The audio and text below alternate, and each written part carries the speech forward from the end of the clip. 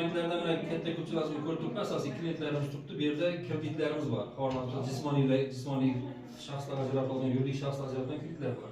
Misol uchun bugungi kunda birinchi eng aktual bo'lib turgan, misol uchun eng arzon foizli imtiyozli kreditimiz bor. Bankda hokim yordamchilarining tavsiyasini asosan ajratilgan kredit. Bu Markaziy bankning qayta moliya stavkasini +4% miqdorda beriladi, ya'ni bugungi kunda 17,5% to'g'ri keladi.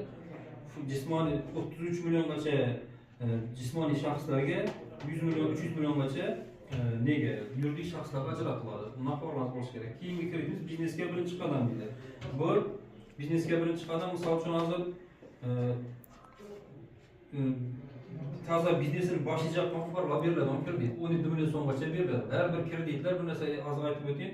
Har qanday jismoniy shaxs kredit oladigan bo'lsa, o'zini o'zi band qilishdan narsa va xorlar bo'lsa. Bu degan o'zini o'zi band qilib 375 to'laydigan bo'lsa, bu o'zidan staj yoziladi. Staj yozilganda misol uchun ertaga pensiyaga chiqish arafasida u polni o'zini ham oyliqlardan boshlab eng minimal pensiya bilan emas, shu ham oyliqda ishlagan odamning pensiyasi bilan teng miqdorda chiqadi. Shu o'zini o'zi band qilgan fuqarolarga 17 milliongacha 2 yilgacha bu kreditimiz bor. Biznesga birinchi qadam degan kreditimiz bu. Keyingisi moliyaviy ommabop inklyuziv naqd pulda beriladigan kredit bu 50 million so'mgacha 2 kafil bilan beriladi, lekin bunda bir sharti bor.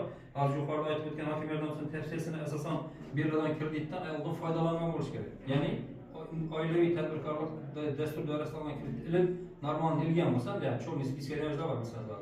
Shunda normal ilgan bo'lsa, shu fuqarolar beriladigan 50 million so'm. Bundan tashqari keyin zalog qo'yib 100 million so'mgacha olgan kreditimiz bor. Moliyaviy ommabop 100 degan kredit. Buna zalog qo'yiladi, mana jismoniy shaxsga beriladi, o'zini o'zi band qiladi. Ikkisidan 25%dan 3 million 25%. Shunday bo'ladi.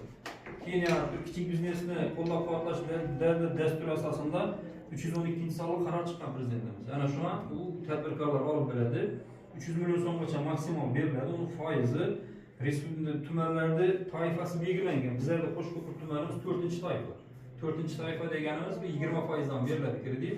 312-son yuridik shaxsga beriladi. 20% dan beriladi, 6 yilga beriladi. Bu yerda 2 yil imtiyozli davr bor. Yetarli undan chiqadi. U yerda faqat avvaldan ishlab chiqarish, xizmat ko'rsatish, tashkil etish shu maqsadda beriladigan kredit. Endi buni yana bir aylanma mablag' to'ldirish uchun beriladigan krediti bor. U 2 yilga beriladi. Va xuddi shunday shartda shunday foizda. Kimda qanday savol tushunmovchilik bor unda ish jarayonida hozir bankka kelgan ishingiz bitgan, bitmagani bo'yicha. Menda qisqacha shu bankning reklama sifatida bo'ldi.